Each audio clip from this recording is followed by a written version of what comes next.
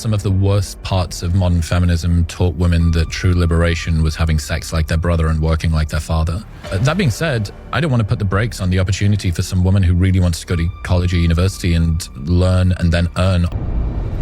Most people will cool off their obsession into identity. It just becomes a part of them. Yeah, I used to be a competitive cyclist. Now I just bike on a weekend with my friends.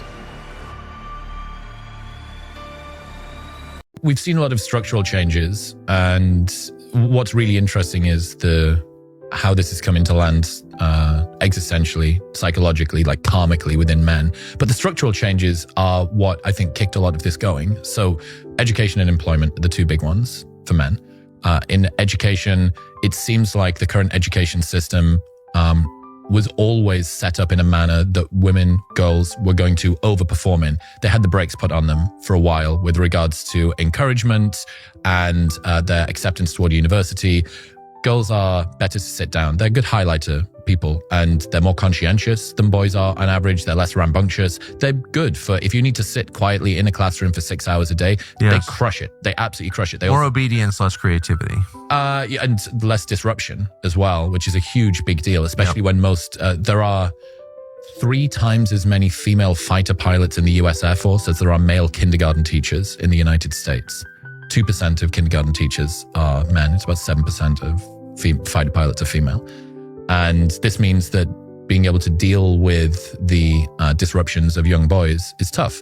What this has resulted in is girls starting to outstrip in terms of performance boys. So since Title IX was introduced 50 years ago, just to get more girls into higher education, the gender gap between men and women then is smaller than it is now, but it was in the other direction.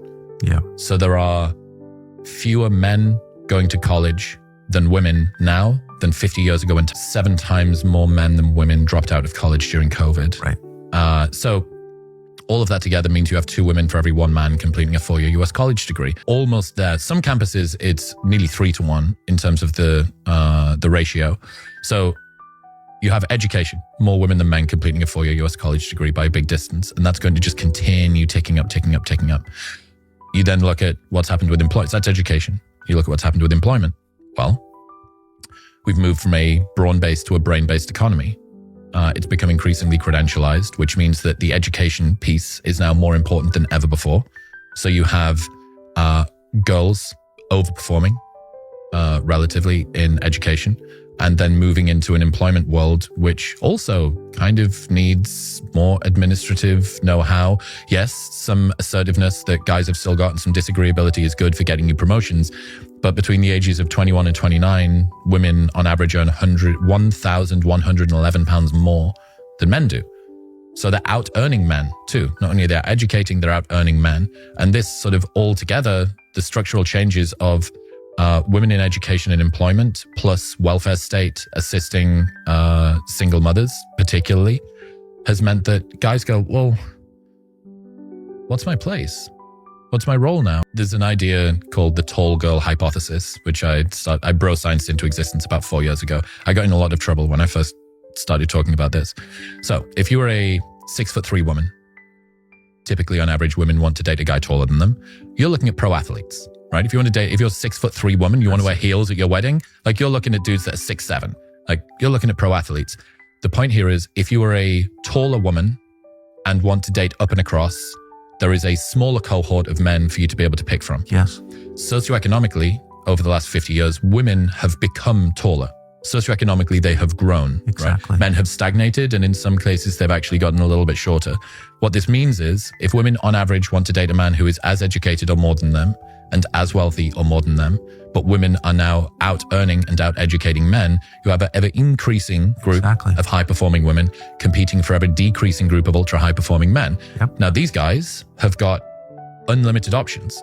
So they can use and discard these women as they need. Yes. These women feel like most guys don't meet their standards, or like the guys that they do meet are cads and treat them horribly, which antagonism between the sexes. This group of men at the bottom feel largely invisible and they retreat away from this. It's a fundamental issue based on how women and men tend to want to mate. Now, this being said, guys also have their preferences. They tend to optimize for youth and cues of fertility, like hourglass body shape. This isn't just to say that women have got mating preferences, so do men.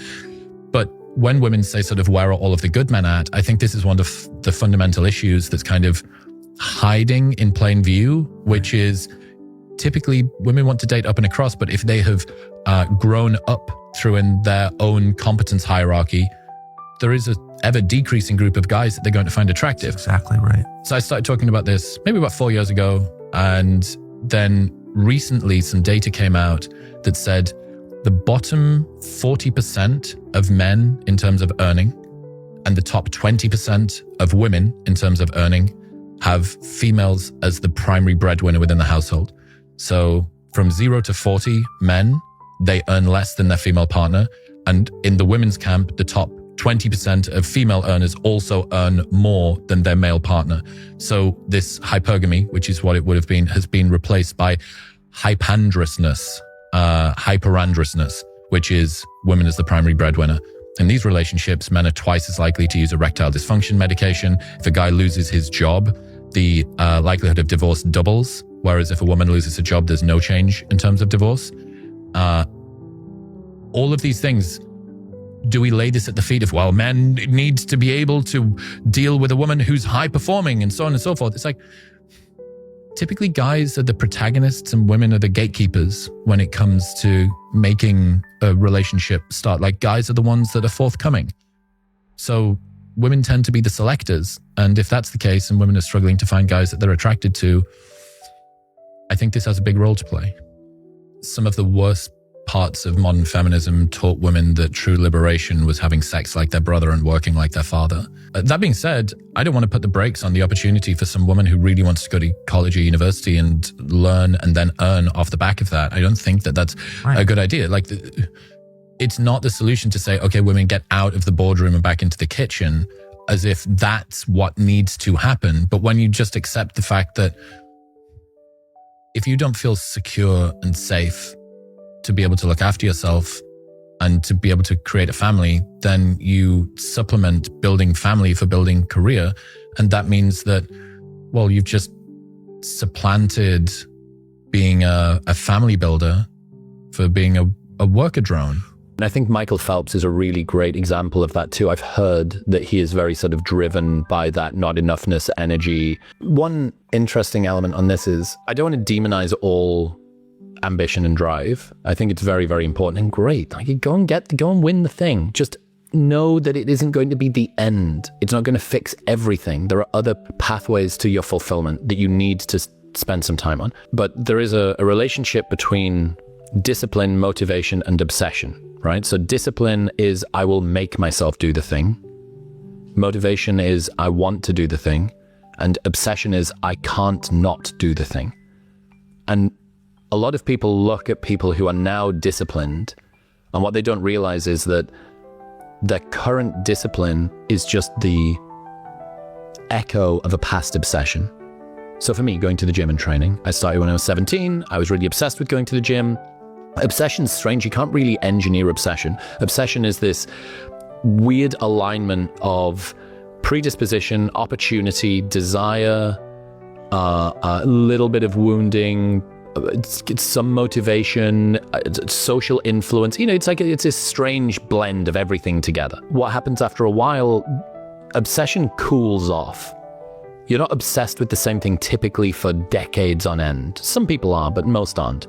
But what ends up happening after that is Michael Phelps will always swim. He will always swim. Michael Jordan will always have some athletic performance pursuit. I know that he doesn't like actually specifically playing basketball, I think because he's super competitive and he doesn't like to lose. Most people will cool off their obsession into identity. It just becomes a part of them, right? Yeah, I used to be a competitive cyclist. Now I just bike on a weekend with my friends. Yeah, I used to be a podcaster for, a decade, 2 decades. Now, I speak publicly. Or I do whatever. Like, it cools off into a part of your identity, but with less velocity. But this is me trying to counterbalance all of our shit talking that we've done about ambition. I think it's important because, I know that Indian people are very ambitious and they're upward aiming, and I don't want to pull the rug out from underneath them. So this is for the people who are still on the drive. If you can't stop thinking about the pursuit that's in front of you, that means that you have the freest motivation and discipline that you're ever going to get, and it's not going to be there forever. If you can't not think about the business or the podcast or the partnership or the gym program, now is the time to let it crawl inside of you and wear you like a glove. You want to be puppeted by your obsessions, assuming they're good, not obsessions with your ex or politics or porn. If your obsession is something that's positive and you've made the adjudication, this is something I should focus on, you are never going to be able to make progress with so little willpower. Like, you can't not do the thing. You're going to bed every single night thinking about the podcast, thinking about how I get the camera angles better, and I need to speak to this partner. I'd love to get this guest on, and who do I know that knows that person, and I need to change the thumbnail title, and da-da-da-da-da-da. You don't have to. There's no effort. And at some point in future, that's going to cool off, and you're going to have to use effort. And that is going to be a lot harder. So what you should do while you have an obsession, if it's pointing in the right direction, use it. Allow it to use you. Assuming that it's not negative, allow it to use you. It's the freest discipline and motivation you'll ever get. And then once it becomes a part of your identity, you kind of coast on that for the rest of your life. The same with the gym for me. Sometimes my training's more dialed, sometimes it's less dialed, but I usually am training because I was obsessed with it for a decade and a half. And now it's good. It just takes over and it's nice and it's a part of me. And I think the same thing is true for most other obsessions as well. I think a level of self-delusion is very important. Some people are driven by a lot of self-criticism, which is great because it causes you to pay a lot of attention. You need to really, really scrutinize, why am I speaking in that way? Why do I keep on using the word like as my filler words when I do a podcast? Or how come I interrupt a guest? Or I feel uncomfortable with silence. Or I keep on offering up options when I ask a question, and I need to stop doing that. The level of scrutiny that you need to pay to your own performance. Michael Phelps obsessing over every inch of his stride and how he jumps off of the board, etc., etc. A lot of that comes from deep self-judgment and self-criticism. So it's good. But on the other side of that, you need to believe that you can do something that's never been done before. And the only way that you can do that is to kind of have a type of delusion where you go, this has never been done, or the incumbent champion is better than me and more highly regarded than me, and I'm going to beat them, but I haven't yet beaten them. That's nothing, that is at best confidence, but realistically delusion. Right? Well-informed delusion. I think one of the best things that people can be is cultivated delusion would be a good way, because one of the problems that you have of overthinking too much is that you'll usually think your way out of things more than you think your way into things. It causes you to hesitate. It causes you to be a little bit more realistic. You don't want to be realistic. If you want 27-year-old, 28-year-old Chris to sit in front of you, I wasn't realistic about anything that I did. I wasn't realistic about trying to move to America and talk to people on the internet as a job. I wasn't realistic about trying to do these live tours as someone who's never done live before and see if I can sell out the largest venue, the largest theater in London, which was the Apollo. And we did that last year and we'll do it again this year, 3,500 people. That none of these things are realistic. But it's not blind confidence. It is a type of arrogance, I think. But it's also a degree of delusion. And I think strategic ignorance is probably another good thing that you can do, right?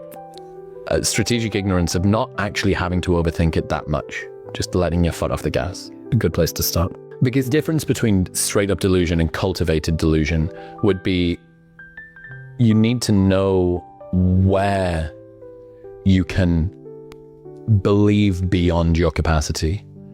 So it needs to be done in a manner that's conscious. Straight delusion causes you to become a crazy person, which you don't want, you know? So cultivating your delusion in this area, I'm going to allow my dreams to become boundless, but not around my health or my sleep or my partnership or whatever, right? Not around my finances. There's a few areas that we can guarantee you should not be delusional around, and your finances are one of them, right? Right? That's a bad idea, right? You become bankrupt, it's game over, right? It's a very, very bad idea. But in the ability of you to impact other people's lives, to grow very quickly, like these are things that are cultivated.